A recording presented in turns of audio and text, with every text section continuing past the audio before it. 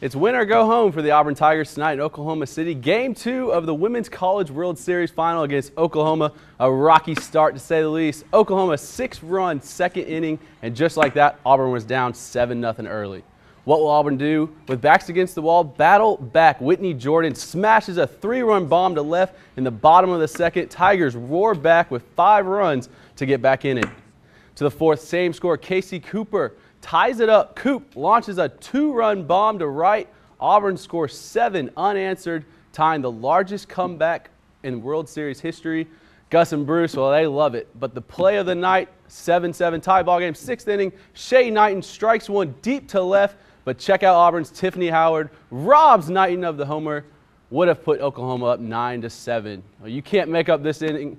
Bases loaded, bottom of the 8th. Emily Carasone, the walk-off grand slam to right center. Can you believe it? Auburn scores 11 unanswered to beat Oklahoma 11-7 and forces a winner-take-all Game 3 tomorrow night at 6. One of college football's most talked about figures visiting Alabama today. Michigan coach Jim Harbaugh making a stop at the South Alabama camp in Mobile.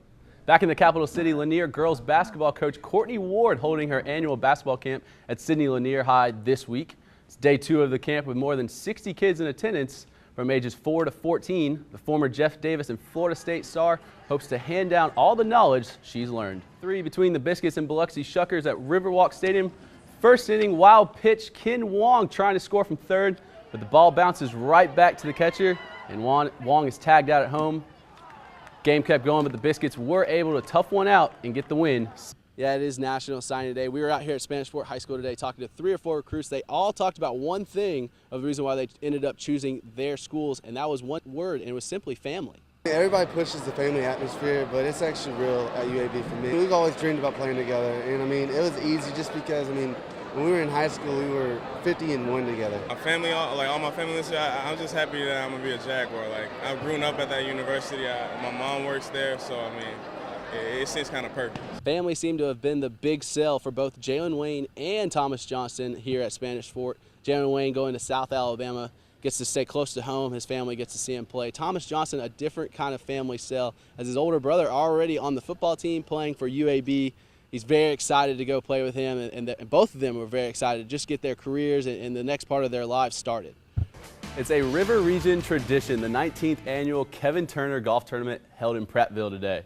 And for the first time, the tournament played at the Robert Trent Jones Golf Trail at Capitol Hill, the largest turnout ever, more than 60 teams in the field. The special guest this year, the late Kevin Turner's family, and the Prattville and Alabama legend was honored and remembered before the tournament. In action out at the Future Masters today, many young golfers start their journey towards grabbing the prized blue jacket. 11 and 12 and 13 and 14-year-olds kicked the competition off on Father's Day. Reed Swigert in his first Future Masters has his dad right by his side, cheering him on the whole way. The two have found a love for golf over the last few years. Final round at the 116th U.S. Open, drama at Oakmont, a historic finish, one of the toughest courses on the PGA Tour. Let's start off with the drama on hole 5. This was a par putt for Dustin Johnson. Seems as though he may have tapped the ball before he addresses it. The USGA then decides they are going to wait until the round is complete to tell him if he will be penalized or not. Ultimately, he was penalized for that stroke. We go to hole 8 now. Your outright leader at the time, Shane Lowry, with the chip shot, almost birdies the hole, but this one lips out. Lowry finishes at 1 under. World number 1, Jason Day, 2 over through 12 holes. He's got a little chip shot here. Rolls up to the hole. And guess what? It falls. Eagle for Jason Day. In the end, though, DJ finally got the monkey off his back with a stellar finish. His approach on 18 lands a few feet from the hole, sets up his final shot for a birdie. After 11 top 10 finishes in the majors, Johnson grabs his first elusive major win and joins a prestigious list of winners at Oakmont Country Club.